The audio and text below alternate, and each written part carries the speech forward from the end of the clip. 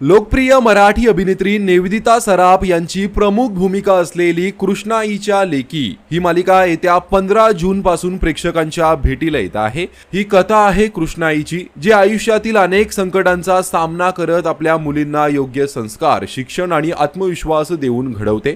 आता या मालिकेतील अभिनेत्रींची ओळख झाल्यावर यामध्ये हिरोची भूमिका कोण साकारणार असा प्रश्न प्रेक्षकांच्या मनात निर्माण झाला होता। अखेर या मालिकेतील लोकप्रिय अभिनेत्याची पहिली झलकही सर्वांसमोर आली आहे। आप्पी आमची कलेक्टर या मालिकेतून घराघरात लोकप्रिय झालेला अभिनेता रोहित परशुराम हा कृष्णाईच्या लेकी मालिकेमध्ये मुख्य भूमिका साकारणार आहे।